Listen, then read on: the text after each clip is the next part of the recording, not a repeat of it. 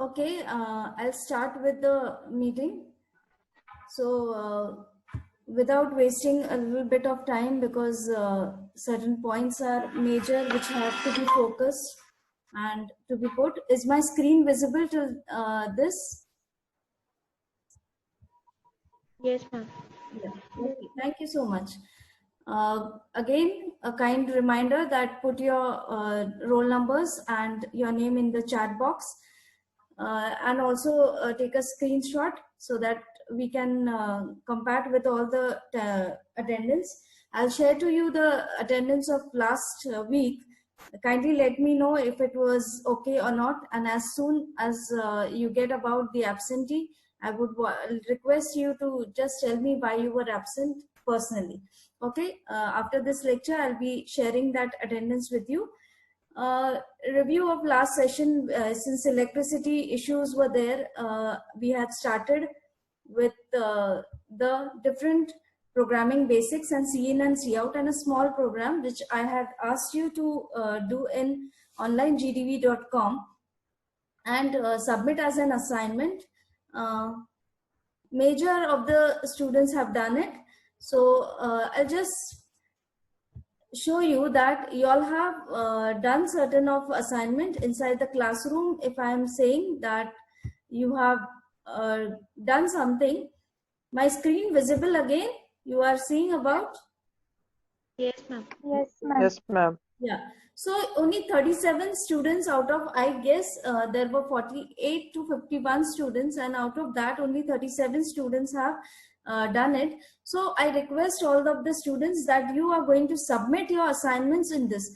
Now, day before yesterday, yesterday itself, I had given you certain assignments extra from input-output statements, certain simple see in and see out statement, loop statement, if else and switch case. ये assignment मैंने डाल दी है. You all are not to submit the assignment in daytime, because you have a span of week. मतलब 15th अगस्त तक आप उसको submit कर सकते हो. जैसे जैसे हम लोग ये पढ़ेंगे, जिसको आता है they can submit it. Those who don't know how to do it will see the lectures, and after the lectures you are going to submit the assignments. Now see, if you have remaining anything, कुछ भी बचा है, कुछ समझ में नहीं आ रहा है, तो मैंने गूगल क्लासरूम पे सारे वीडियोस जो है, जो हमारे लेक्चर्स के हुए हैं, वो सारे भी अपलोड करूंगी, और वहां से आपको चेक करना है. कोई भी असाइनमेंट या कोई भी आपका लेक्चर मिस हो जाता है तो आप वहां से देख सकते हो. So don't be under the panic that आप लेक्चर मिस कर रहे हो तो कुछ रह रहा है. Even if you are missing the lecture, you can of any minute, 1 minute या 10 मिनट भी लेट होता है तो you can check it out. And one more instruction related to the coming inside this is that आप जैसे ही screen के अंदर OOP के लेक्चर के अंदर आओगे, after major 10 minutes I'll be locking the meeting.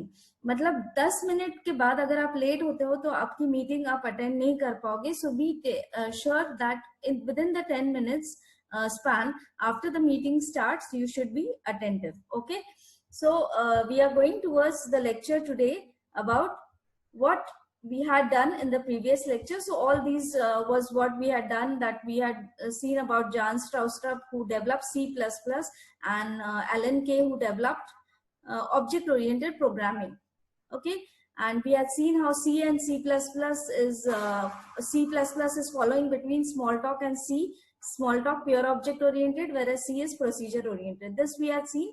A small program related to C++, start with C++, hash include IOStream, and we see that why we need IOStream to input and output the statements. जैसे input के लिए आप cin use करते हो और output के लिए आप cout use करते हो. तो ये हमने पिछले इसमें देखा था. Then we knew that what is main function, और main function के आगे आप integer क्यों लिखते हो, because each and every main function is returning a value. Okay, और मैंने एक क्वेश्चन पूछा था रिटर्न 0, और रिटर्न 0 ही लिखना चाहिए क्या? यस, रिटर्न 0 लिखने से आपका प्रोग्राम जो स्टेटस है, compiler understands that your program is okay.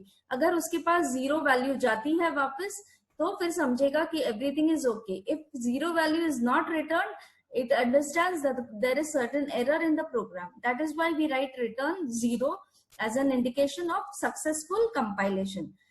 Okay, अगर अब मैं रिटर्न के जगह पे 1 2 3 कुछ भी लिखती हूँ तो आपका प्रोग्राम ले लेगा, लेकिन कंपाइलर जो है उसको अंडरस्टैंड नहीं होगा कि आपका प्रोग्राम रन हो रहा है या नहीं हो रहा है, क्योंकि C++ program developers have defined कि अगर 0 आता है तो ये समझो कि प्रोग्राम एग्जीक्यूट हो गया, इसीलिए आप 0 रिटर्न करते हो. ओके, अगेन रिमेंबर, अगर आपने यहाँ पे मेन के आगे इंटीजर लिखा है तो आपको रिटर्न स्टेटमेंट आपके एंड ऑफ द प्रोग्राम, मतलब मेन फंक्शन को क्लोज करने के पहले रिटर्न लिखना जरूरी है. अगर आप मेन फंक्शन के आगे इंटीजर लिखते हो और नहीं भी लिखते हो, सिर्फ मेन भी लिखते हो, तो वो ले लेगा कंपाइलर, लेकिन रिटर्न 0 लिखना जरूरी है. क्यों? क्योंकि main function returns N integer value. Okay, so this was what we had seen. और सी आउट के लिए हमने नेम स्पेस भी देखा था कि अगर हम यूजिंग नेम स्पेस std निकाल देते हैं तो हम सी आउट के पहले क्या लिखते हैं, std scope resolution operator. Okay, तो अगर आप यूजिंग नेम स्पेस std नहीं यूज करोगे तो हर जगह सी आउट के पहले आपको ये लिखना पड़ेगा. This is in eclipse, this is not in turbo C++. Turbo C++ में ये जरूरी नहीं है, लेकिन ये एक्लिप्स में जरूरी है.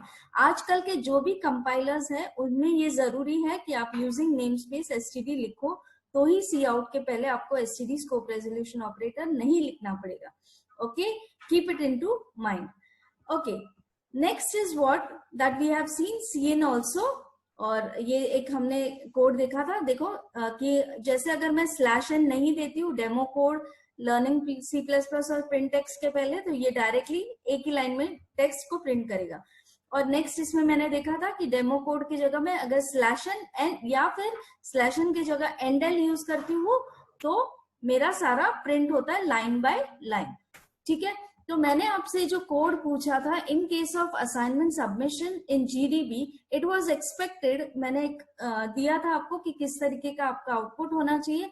जिसका असाइनमेंट मैंने मार्क एज डन किया है उसका असाइनमेंट प्रॉपर है, इसीलिए मार्क एज डन है. जिनका असाइनमेंट मार्क एज डन नहीं किया हुआ है उनका कुछ तो इश्यू है, इसीलिए मार्क एज डन नहीं हुआ है.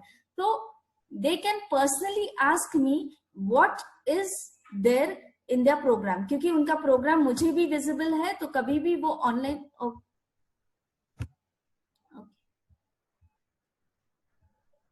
ऑनलाइन आ सकते हैं और हम लोग प्रोग्राम चेक कर सकते हैं. जैसे फॉर एग्जांपल अब मैं यहाँ देख रही हूँ 10 पेंडिंग फॉर इवैल्यूएशन. मैं screen is visible again? Yes, ma'am. Yes. Yes, ma'am. अभी मैं कुछ स्टूडेंट्स आपको यहाँ दिख रहे हैं, जैसे Payal Agarwal, Sanat and Geetanjali and all, Saili Shinkar. अब मैंने आपको आपका जो सबमिशन है वो एक्सेप्ट नहीं किया है. क्यों? भले ही यहाँ पे आपका 3 पास आउट ऑफ 3 आ रहा है, लेकिन क्योंकि मैंने फ्लेक्सिबल रखा था इसीलिए ये टेस्ट ऐसा आ रहा है. लेकिन फॉर एग्जाम्पल जैसे Payal Agarwal, Payal don't mind but I am going into your screen और दिखा रही हूँ कि क्या प्रोग्राम आपने लिखा हुआ था. ओके, तो अब इस प्रोग्राम में यहाँ पे देखो मैंने आपसे जो इंस्ट्रक्शन दिए थे, यस, मैंने जो इंस्ट्रक्शंस दिए थे वो इंस्ट्रक्शंस कैसे थे कि आपको क्या करना है, जो भी असाइनमेंट है इनपुट आउटपुट स्टेटमेंट के लिए यहाँ पे एक प्रोग्राम जो दिया था दैट वाज रिलेटेड कि आपको प्रोग्राम ऐसा लिखना है जिसका आउटपुट ऐसा होगा. फर्स्ट, सेकेंड और थर्ड टेस्ट केस, ये तीनों टेस्ट केस पास होने चाहिए, राइट? ये ऐसा लिखा था. लेकिन आपका जो प्रोग्राम है वो प्रोग्राम जो है that is not giving the output as expected, इसीलिए जो मार्कस डन है वो नहीं किया है. सो अंडरस्टैंड, और अगर आपको नहीं समझ में आ रहा है then you can ask me personally. Okay, now this was related to cin and cout statement. In the last lecture we had since electricity issues were there and we could not complete the lecture, I'm continuing with this rest part. That apart from C++, देखो ये programme था जहां पे हमने क्या किया, एक number user से and we are showing the number. C out के लिए हम सी आउट लिखते हैं, सी इन के लिए हम सी इन लिखते हैं and we use insertion operator. Now see here I am taking a value, एक वेरिएबल लिया integer num, semicolon. This num is a variable which is going to come from a user. Value is taken from a user and cn के लिए हमने operator use किया है extraction operator. सी out के लिए हम कौन सा ऑपरेटर यूज करते हैं? सी आउट के लिए हम कौन सा ऑपरेटर यूज करते हैं? Insertion. Insertion. I don't know why the screen, just a second, my screen is getting paused. I'll again come back. Okay.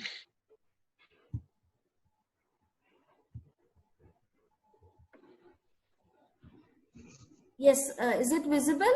Cn and C out statements? Yes, ma'am. Yes. Yes, ma'am. So here, when I'm seeing C out, yes, someone said that C out के साथ जो operator use होता है, वो that is known as insertion operator, and Cn के साथ जो use होता है, that is known as extraction operator. Keep into mind. अब यहाँ पे मैंने num दिया था, इसीलिए नंबर मुझे प्रिंट करना है, तो मैं यहाँ पे x के जगह पे क्या लिखती हूँ? num. Okay. So this was there when I had taken cn and cout statements. So this was related to cn and cout. Okay, got it clear? कैसे यूजर से लेते हैं? देखो बहुत सारे स्टूडेंट्स क्या करते हैं, जब cn लेते हैं तो cn के यहाँ पे भी num के वहां पे डबल कोट लिखते हैं. रिमेम्बर, num के साथ आपको डबल कोट नहीं लिखना है, क्योंकि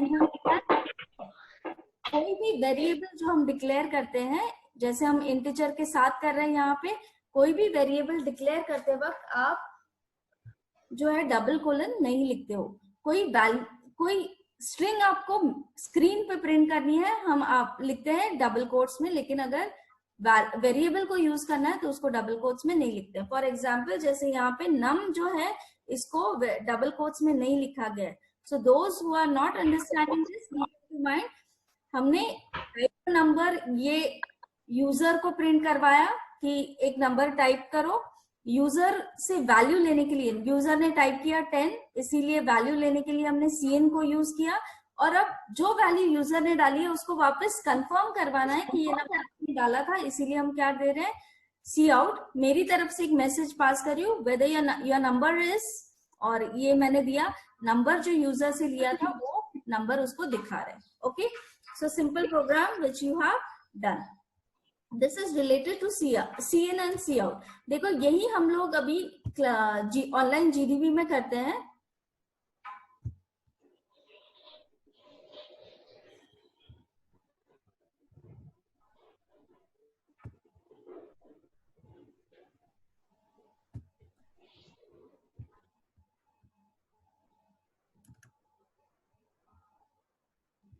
ऑनलाइन जीडीबी अगेन. ओके,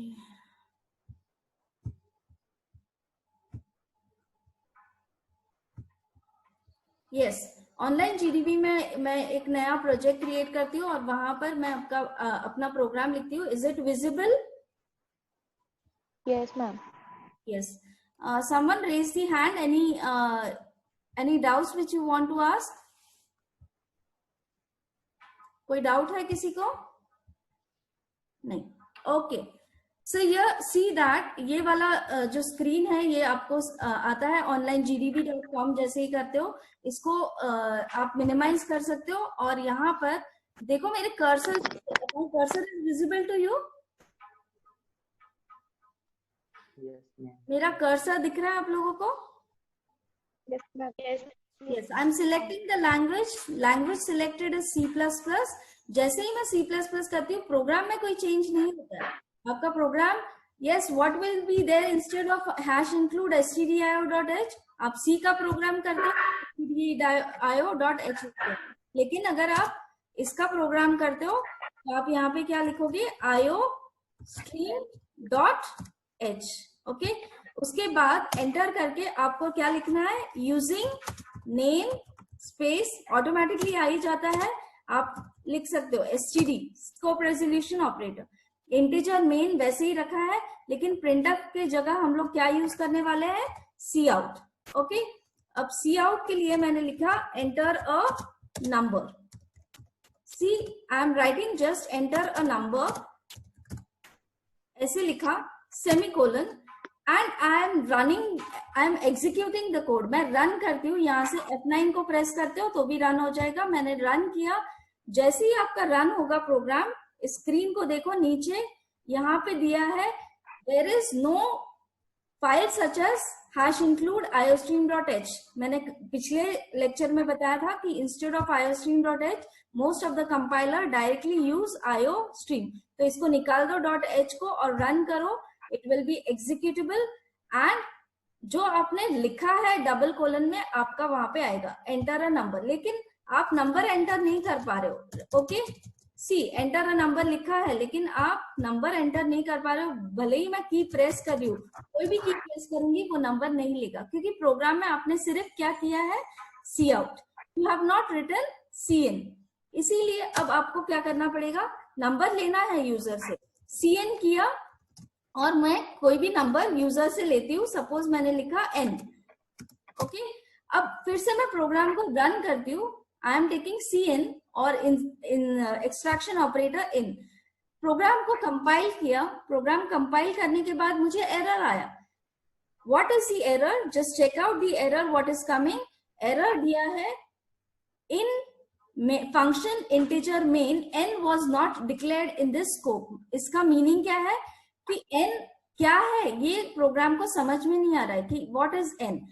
इसीलिए n की आइडेंटिटी देने के लिए, जैसे हम हमारे खुद को आइडेंटिटी देते हैं, वैसे n कौन से टाइप का है ये आइडेंटिटी देने के लिए आपको यहाँ पे क्या लिखना पड़ेगा, integer n, integer space n scope resolution operator.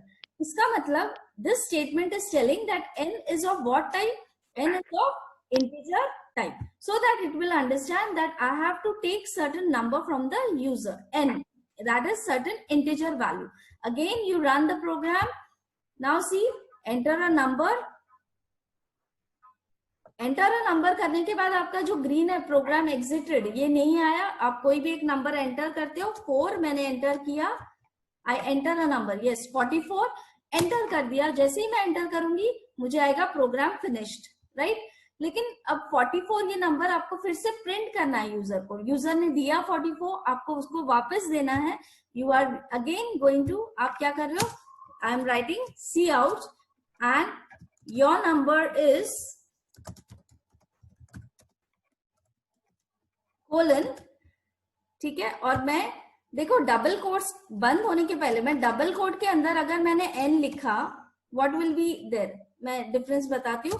n को मैं डबल कोट्स के अंदर लिखती हूँ and I am writing here endl, okay so, and I run the code. अब जैसे मैं रन करती हूँ प्रोग्राम को, it is going to give me what, enter a number, okay I am entering. ये जब तक आप नंबर नहीं एंटर करोगे वो आपका नेक्स्ट स्टेटमेंट पे नहीं जाएगा। जैसे योर नंबर इज, मैंने 4 एंटर कर दिया, एंटर किया, योर नंबर इज, वैल्यू क्या आ रही है, n। अब n, मुझे n नहीं चाहिए था, मेरा नंबर क्या है 4, इसीलिए क्या आना चाहिए 4। So what is the option, instead of n को सेमीकोलन सॉरी डबल कोट्स में नहीं लिखना है, आप यहाँ से n को निकाल देते हो और n को कहाँ डालते हो, डबल कोट्स के बाहर और ऑपरेटर के बाद वापस एक ऑपरेटर को यूज करोगे। रिमेम्बर हर इसके बाद आप एक ऑपरेटर को यूज करते हो। तो ये हुआ एक्सट्रैक्शन ऑपरेटर को, sorry insertion operator you have taken, n again insertion operator and endl. Now you run the code, everything is going fine, Yes, ma'am. you all are understanding it? Yes. सबको समझ में आ रहा है?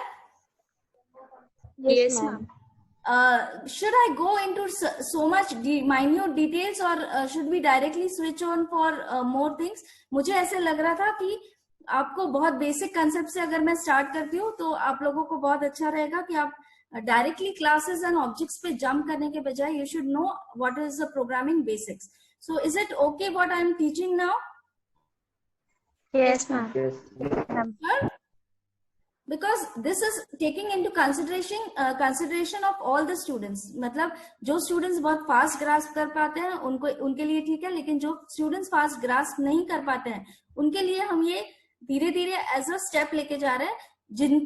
जो fast है they can already capture it and can have a revision on this, okay, and try different major variations in this. Okay, अब मैंने एंटर अ नंबर लिया, इसके बाद मैं यहाँ पे नंबर ले रही हूँ.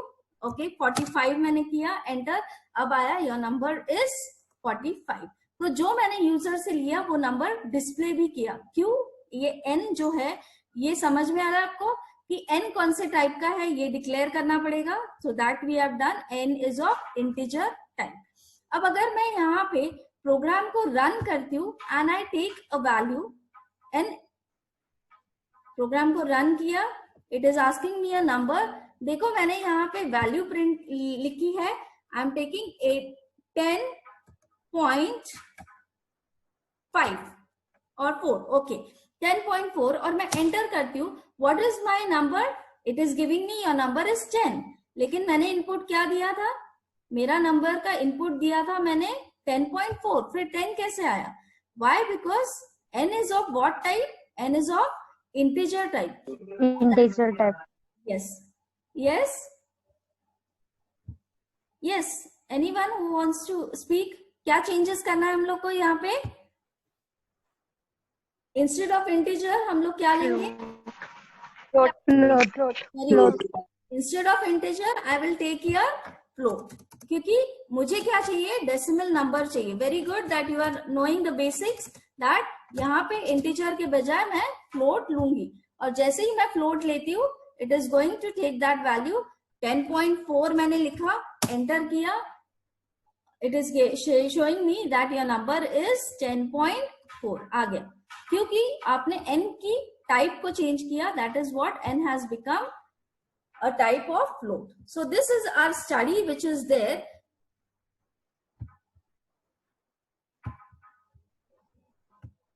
Okay, so here understand that हम लोग क्या कर रहे हैं? cn और cout. अब दूसरा एक स्टेटमेंट है, दूसरा कंसिडरेशन है comments. Now remember there are 2 line comments which are there. You have already seen in Python also, but here Python is having different comments and C++ is having a different comment structure. जैसे जो comment ऐसा होता है जो आपके लिए होता है, यूजर के लिए होता है, लेकिन this is not for compiler. Okay, comment is not for compiler. Compiler just ignores whatever you are writing in the program as a comment. Okay, अब comment जो है वो 2 टाइप के होते हैं, सिंगल लाइन कमेंट और double line comment. That is known as what? Paid comment. Okay, single line comment मतलब एक ही लाइन में आपने सारा कुछ लिख दिया, that is said to be single line comment. और अगर मल्टीपल लाइंस में कुछ स्टेटमेंट्स लिख रहे हो, that is known as multiple line comment. Now we'll see an example of this. See, double slash means comment in C++. अब यहाँ पे आप देख रहे हो that I am writing this is a comment in C++. This is a comment in C++ is coming as what? Okay.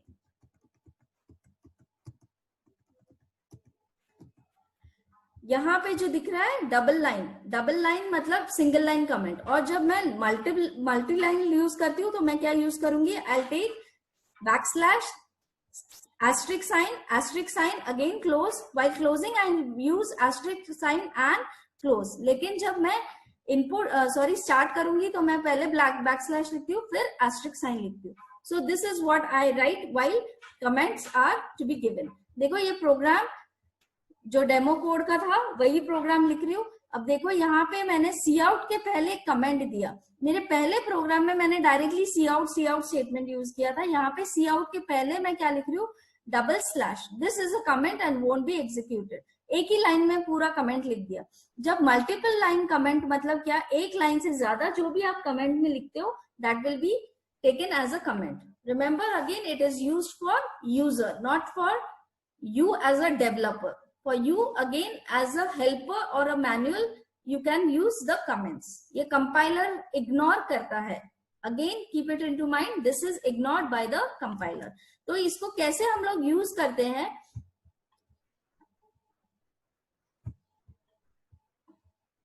See in the GDB whatever we were having, यहाँ पर हमने float लिखा, इसके बाद एंटर किया और मैं double line comment use कर रही हूँ. That is single line comment.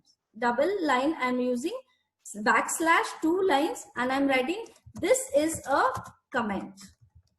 Okay, and उसके बाद फिर से cn के लिए मैंने कुछ कमेंट देना है, I write here again single line comment और मैंने लिखा एंटर अ नंबर। ओके, मतलब मैं इसको कमेंटेबल बनाती हूँ। This is why because you want to make, आपको यूजर मैनुअल बनाने के लिए जनरली ये यूज होता है। देखो ये ग्रीन लाइन में आ रहा है, ग्रीन लाइन जो है इसमें ये वाली लाइन जो है कंपाइलर इग्नोर कर देगा। और मल्टी लाइन यूज करने के लिए आप क्या यूज करोगे, backslash asterisk, again you use multi line comment. Okay, और उसको यूज करना है दिस इज फाइन, ऐसा कुछ लिखा मैंने, and I again close it with asterisk sign and backslash. Now this is considered as a comment. फिर मैं रन करती हूँ, देखो रन करते वक्त ना ही this is a comment print होगा, डायरेक्टली क्या प्रिंट हो रहा है, enter a number, because comment is being ignored by the compiler. और बाद में ना ही एंटर अ नंबर आ रहा है, sorry this is not coming, multiline comment this is fine, ये नहीं आ रहा है, डायरेक्टली प्रिंट हो रहा है योर नंबर इज n। तो ये जो सी आउट में लिखोगे सिर्फ वो प्रिंट होगा, सी इन में लिखोगे वो एक्सेप्ट करेगा, लेकिन जो कमेंट्स में लिखोगे वो इग्नोर होगा। Okay, so this is related to the comments which we have scene.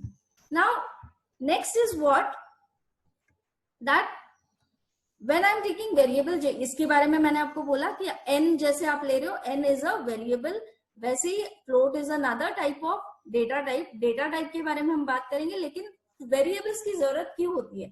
Now when I'm taking different folders, consider that you are having different folders which are there. Okay,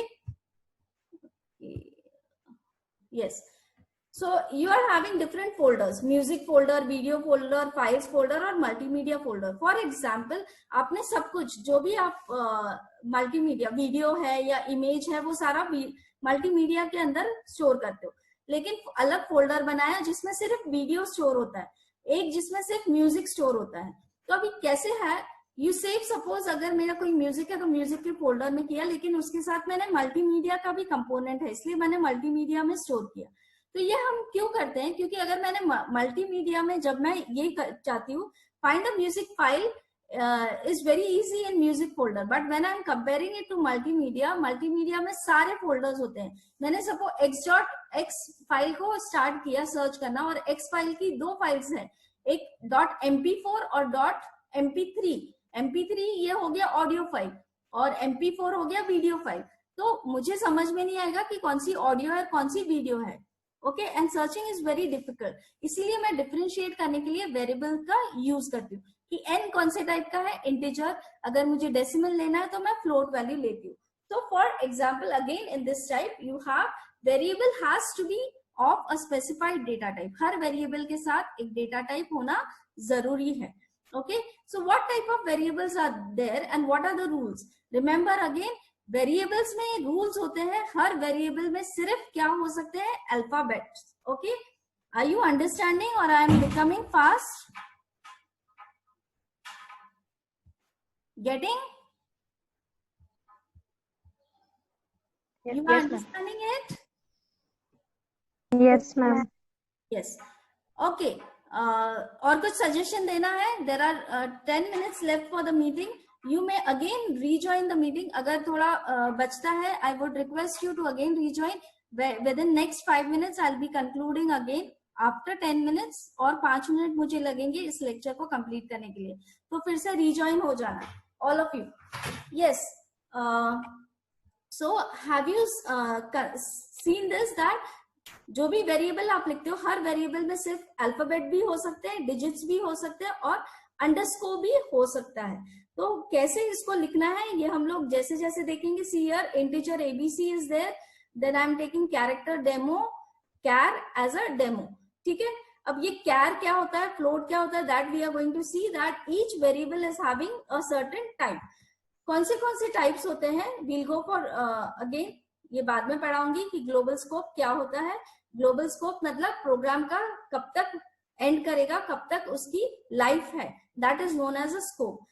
okay, constant, अब जब आपको कोई भी variable को constant लिखना है तो आप क्या करते हो, जैसे n है, हमने डिक्लेयर किया था n, उसको अगर मुझे कांस्टेंट रखना है, वो कहीं पर भी चेंज नहीं होगा पूरे प्रोग्राम में, तो मैं उसको क्या लिखूंगी, I'll write it as const.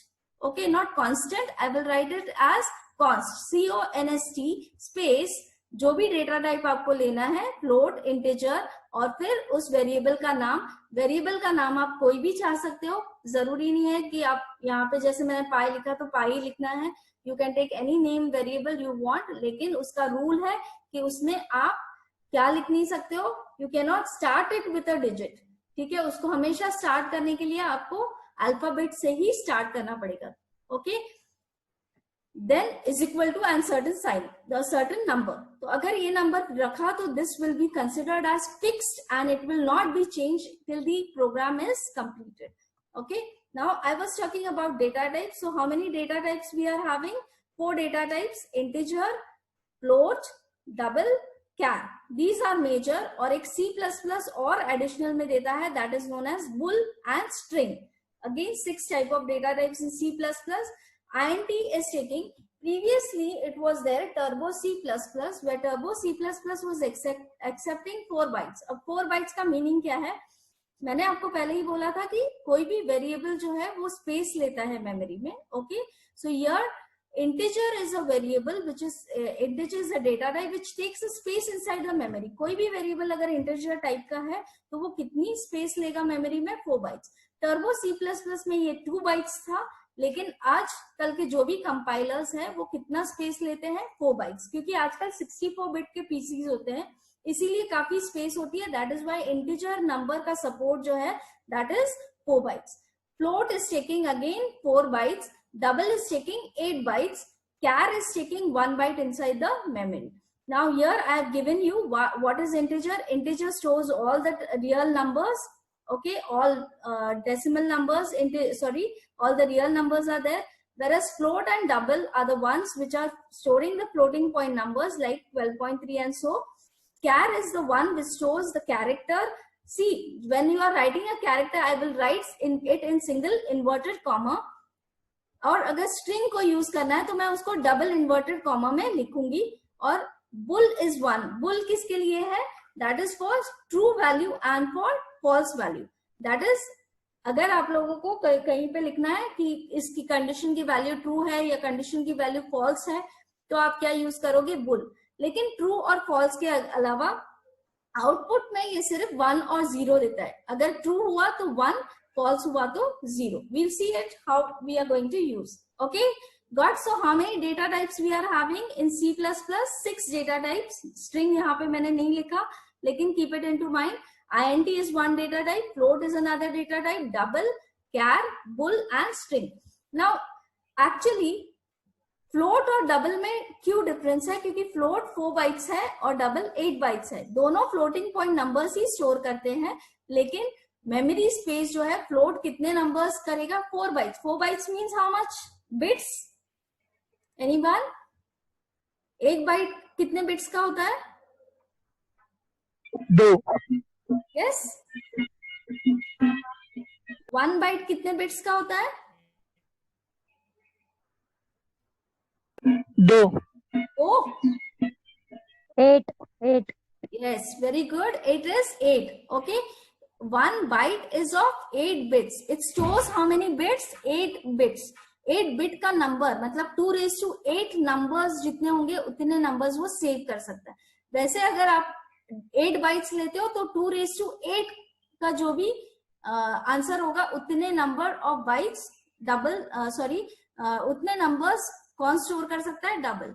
Char stores only numbers up to 2 digits up to 2⁸, जिसकी स्पेस 1 byte है. Boolean also takes 1 byte. Again, string takes 8 bytes. String takes 8 bytes. Okay. So this is related to the different data types which are there. So this was a 4th lecture which we had done, that we have studied the different data types. I'm switching over towards today's this, and ये मैंने आप लोगों को दिया था assignment जो आप लोगों ने बहुत सारे स्टूडेंट्स ने सॉल्व किया है. Okay, I'll take another thing.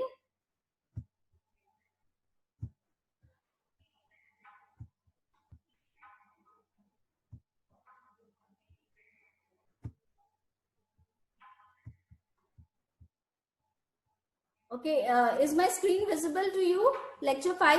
Yes, ma'am. Yes, ma'am. So Yes, ma'am. today's lecture, I'm starting with the fifth lecture that we had seen about the different C++ program structure, and now today we are going to see about the different syntax and semantics of C++. Different constructs like sequence, selection, and iteration. I'm sorry that we are not going to be, it is not going to be possible to complete sequence, selection, and iteration today, because you should understand the very basic concepts of C++ programming. Again, let me tell you, 2 minutes are left. We can rejoin again in the session. After this session, 10 minutes extra I'm going to take for the assignment to be solved, कि आप थोड़ा बहुत कुछ assignment solve कर सकते हो और एक practice आपकी touch रहेगी. Okay. See, now we had seen in the basic structure of C++ program what we had done. Hash include iostream.h. उसके बाद अब मैंने यहाँ पे लिखा है, जो ऑरेंज में आपको दिख रहा है, that is comment. Comment में दिया है user defined function declaration, जो optional है. This is considered to be optional. What is compulsory? You hash include and you write a main function. These two things are very compulsory. और जो मैंने orange में लिखा है और comments में लिखा है, this is what? Optional. Now here, just see, after include of header files, if you are writing user defined function, we'll come to know what is user defined function afterwards. But if you are writing user defined function, that should be declaration. ये declaration और definition, ये दो अलग चीजें होती है. So when you are writing a function declaration, it should be written before the main function, and the function definition should be written after the main function. At basic level, you just come to know that आपको hash include और main function ये दो चीजें लिखना जरूरी है. जैसे हम function देखेंगे, हम देखेंगे कि उसको कैसे हम लोग declare करते हैं और कैसे define करते हैं. So remember again, C++ program is actually a collection of tokens, comments, and white space. We have seen what is comments and what is white space. We have seen the different tokens also. Tokens कौन-कौन से type के होते हैं? You have keywords, identifiers, जो मैंने variable बोले, then you have operators and you have separators. So remember again, how many reserved keywords are there? 48 reserved keywords are there, and all are written only in lower case. Within next 1 minute it is going to be completed. Please rejoin again. Okay. So this is a list of all the keywords which are there and written all in small case. ठीक है, हम लोग one by one maybe possibly हम लोग ये सारे के सारे use कर सकते हैं in our coming OOP programming structures. Okay. Yes, rejoin again after the screen is going to be completed. We are seeing the different identifiers which are having certain rules, that is alphabets, digits, underscore should not start with digit, which I have already seen. Again, it should be case sensitive. Case sensitive मतलब capital case का letter अलग होता है और आपका small case is different thing. Again, कोई भी जो variable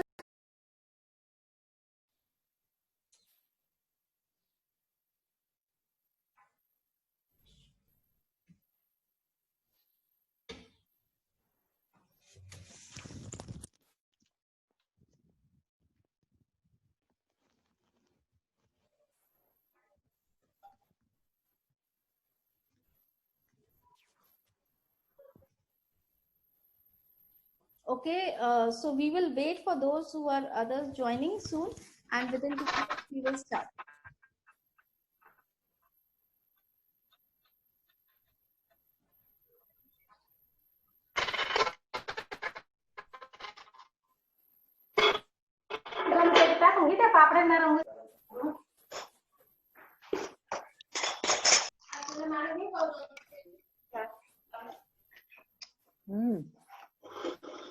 बस Yes. Hello, is my voice audible to you all? Yes, ma'am. Yes. Yes, ma'am. So I'm starting with for a next few minutes. My screen visible to you all? No, ma'am.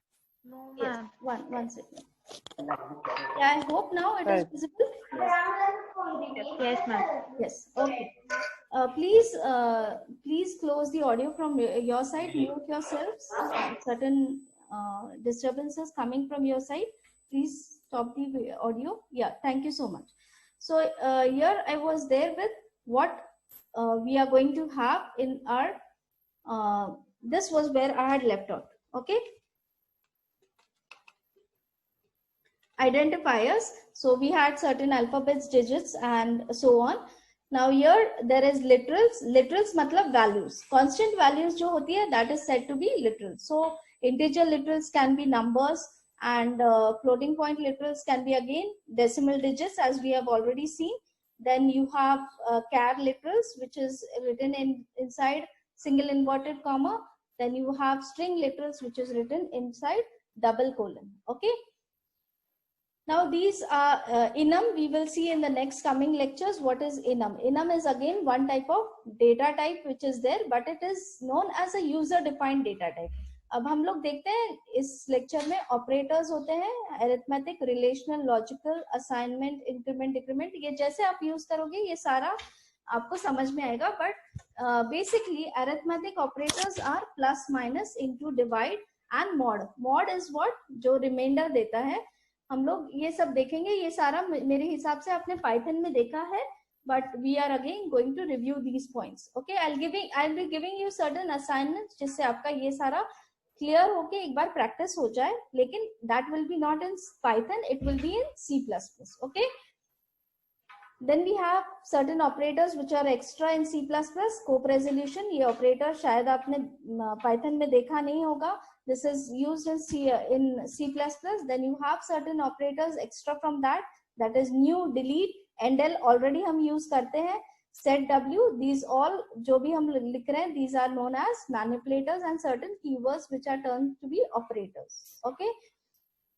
फिर हम अलग अलग type के separators देखते हैं. इसमें हम जब भी function, see I am writing parenthesis. Parenthesis has methods and functions which are written in the close brackets. Then you are having braces, curly braces which is there. ये कहाँ पे यूज होता है? जहाँ पे ब्लॉक ऑफ कोड्स है, जहाँ पे एरे है, जहाँ पे स्कोप है. जैसे हमने फंक्शन देखा था, मेन फंक्शन को स्टार्ट करने के बाद आप क्या देते हो?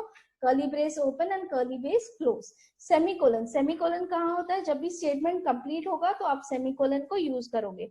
रिमेंबर, स्टेटमेंट कंप्लीट होने पे सेमीकोलन, ब्लॉक खत्म होने के बाद सेमीकोलन नहीं, या पैरेंथेसिस कंप्लीट होने के बाद सेमीकोलन नहीं होता है. ये कहाँ पर होता है? जहाँ पे स्टेटमेंट कंप्लीट होता है. कॉमा कहाँ यूज करते हो? जहाँ पे आप डेटा टाइप्स लिखते हो और आपको एक डेटा, जैसे इंटीजर का मुझे दो डेटा लेना है, एक n1 नंबर और एक n2 नंबर, तो मैं लिखूंगी इंटीजर int n1 n2. तो वहां पे आप इस सेपरेटर का यूज करते हो. Dot, that means it is use for data members and methods. Already आपके प्रैक्टिकल में आपने सर से देखा ही होगा कि कहाँ पे आप कैसे यूज करते हो, but we'll come to know again in details as we are going towards data members and member function. Then we have, जहां पर भी एरे को रेफरेंस करना है, यूज करना है, you have to use the square brackets. Now data types I was talking about, number of different data types are there. तो ये सारे data types हमने already देखे हैं. Remember data types major 3 हैं. हमने पिछले lecture में जो देखा, that is 3 data types. That is all fundamental data types. But here we are having 3 basic data types: fundamental, derived, and user defined data types. So there are 3 types of data types: fundamental, derived, and user defined data types. Fundamentals हमने पिछले इसमें already देखा हुआ है कि कौन से data types है, और ये वाला हमने देखा था. What are there. आपके नोट्स के लिए मैंने ये पीपीटी में सारा कुछ लिखा हुआ है कि इंटीजर क्या होता है. फॉर नोट्स मैंने आपको बोला था कि आप नोट्स लिखना है आपको. Remember, my PPTs are so that you can make it notes available. I have certain notes, handwritten notes also. तो आपको मैं वो भी स्कैन करके, स्कैनिंग चल रहा है उसका, जैसे ही स्कैन होता है वो अपलोड करूंगी. You can refer my handwritten notes also for that. Okay, then next we are having what, ये सारा नोट्स के लिए कि फ्लोट क्या होता है, डबल क्या होता है, बुलियन क्या होता है. एक नंबर, एक हम देख रहे हैं प्रोग्राम यहाँ पे, int float double char boolean string. So you are seeing over here कि इंटीजर के जगह पे हमने लिखा है 5, फ्लोट के जगह पे हमने लिखा है डेसिमल नंबर, कैर को लिखते वक्त मैं यहाँ पे सिंगल इन्वर्टेड कॉमा, डबल और फ्लोट दोनों डेसिमल नंबर को सपोर्ट कर रहे हैं, 5.99 and 9.98. Char is having single inverted comma. Boolean को यूज करते वक्त आप सिर्फ बुल यूज कर रहे हो, लेकिन यहाँ पे देखो 1 और 0 नहीं लिखा है, आपने बुल को यूज करते वक्त क्या यूज किया है, ट्रू और फॉल्स. ट्रू मतलब आप उसको क्या वैल्यू दे रहे हो, 1, और अगर फॉल्स लिखते हो तो वैल्यू क्या दे रहे हो, 0. उसके बाद आप यस स्ट्रिंग लिखते हो तो स्ट्रिंग के लिए आपने यहाँ पे क्या यूज किया है, डबल इन्वर्टेड कॉमा. ठीक है, तो ये जो भी my num, my float num, my double num, my letter, all these are what, variables. इसको आप आपके तरीके से लिख सकते हो. तो मैं जरूरी नहीं है मैंने माई नम लिखा है तो आपने भी माई नम लिखना है. You can use any variable name, जैसे एम, एन, एक्स, वाई, कुछ भी यूज कर सकते हो. लेकिन INT, फ्लोट, डबल, कैर, बुल, स्ट्रिंग ये चेंज नहीं होना चाहिए क्योंकि ये रिजर्व कीवर्ड्स है. ओके इसके बाद आप देखोगे कि ये प्रोग्राम में मैंने डिस्प्ले कैसे किया हुआ है. Just go through this program, type this program in online GDB and see that how it is working, so that you will understand this program over there. Okay, then next you have derived data types. अब ये मैं बाद में देखूंगी कि derived data types क्या होता है. मैं सिर्फ आपको ये बता दूं derived data type मतलब क्या है, जो integer data type को, integer basic data type को जो यूज करता है उसको बोलते हैं derived data type, जिसको थोड़ा बहुत सपोर्ट लगता है basic data type का. और तीसरा डेटा टाइप है that is again user defined data type. तो यूजर डिफाइंड डेटा टाइप भी ये होता है जिसको float as well as sorry जिसमें बेसिक डेटा टाइप भी होते हैं और डिराइव डेटा टाइप भी होते हैं, और वो एक खुद का स्ट्रक्चर जो यूजर डिफाइन करता है. तो ये होते हैं यूजर डिफाइंड डेटा टाइप्स. ये हम लोग बाद में देखेंगे ही कि what are those data types. Okay, and we are going to see control structure. Yes, for today I am going just take to this much. Control structures मैं कल लूंगी. So thank you so much for remembering for attending the sessions, and control structures we are going to see in the next lecture. To those students who are eager to learn, that they can have this, go through the videos which are there. मैं एक video आपको बताती हूँ कि आप जो भी मेरा ड्राइव है, सॉरी मेरा यहाँ पर kenjan1.wordpress.com, kindly go through it. Yes, kenjan1.wordpress.com. यहाँ पे स्टूडेंट्स में videos to teach C++ is also there. मैं जो पीपीटी दे रही हूँ वो भी आपको मिलेगी फ्रॉम दिस OOP स्टूडेंट्स, और उसमें नोट्स में जब आप क्लिक करोगे तो सारे पीपीटीज आपके अवेलेबल है. ये मैंने आपको बोला था, नोट्स में जाओगे, all PPTs will be available there lecture wise. जैसे लेक्चर हुए हैं वैसे सारे पीपीटीज आपको अवेलेबल होंगे. उसके अलावा जो स्टूडेंट्स कॉर्नर है वहां पे videos to teach C++, those who are very much interested in this can go. मैंने एक वीडियो का लिंक दिया है. जैसे ही आप एक वीडियो का लिंक यहाँ पे देखते हो, these are very fully animated good videos to understand C++ in very basic manner. So यहाँ पर भी आप देख सकते हो. इन वीडियोस को देखोगे, जो भी हम लोग ले रहे हैं that also you can see in an animated thing over here. So you can go through all these videos. ठीक है, एक को क्लिक करने के बाद आपको दूसरा लेक्चर मिलता है, दूसरा क्लिक करते हो तो आपको तीसरा मिल जाता है. blockchain So platform all from these HStack will be Technology Ryzen. available for you. Okay, so thank you so much. Thank you for your patience listening, and I hope all of you have given your attendance again in the chat window.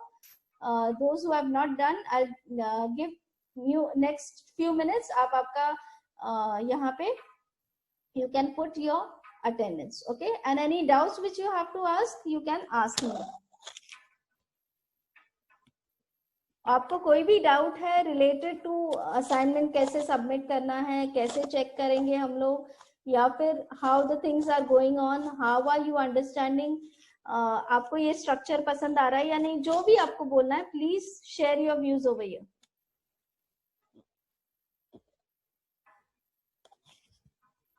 Yes, क्या मैं समझू आपको कुछ नहीं समझ आया, या समझू कि आपको सब कुछ समझ में आ गया?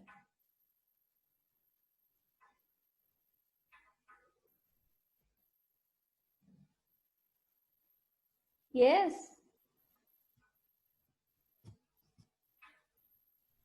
Krishna Avare, no man, I don't know who is this. Vyavhare Shweta, kindly put your attendance in the chat boards also. Okay.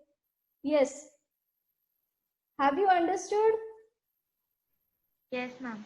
Yes, ma'am. Yes. Should I consider that everything was fine? I want each and every one to submit all the assignments which were there. ये सारे assignments की link मैंने Google Classroom में भी डाली है, तो वो सारी आप चेक करके सारे असाइनमेंट्स आप करो, तभी जाके आपकी प्रैक्टिस होगी and you will be quite available. Remember, अगर आप C++ का प्रैक्टिस अच्छा रखोगे, आपका CG जो है computer graphics, that can be becoming for good for programming. Data structure का प्रोग्रामिंग भी ज्यादा आसान हो जाएगा. Yes, data structure is in Python. You are learning both languages, C++ as well as Python. तो ये समझो कि आपको दोनों प्रोग्रामिंग लैंग्वेज है, कंफ्यूजन का बहुत ज्यादा स्कोप है, लेकिन इसको बैलेंस कैसे करना है, इसके लिए आप कंटिन्यू अगर प्रैक्टिस करोगे तो आपका बैलेंस इजीली रहेगा. Okay. Yes, ma'am. Yes, thank you so much. So we will leave the meeting. I'm ending the meeting now. Thank you. And anything you can just ping me up and personally you can pass the message. Thank you.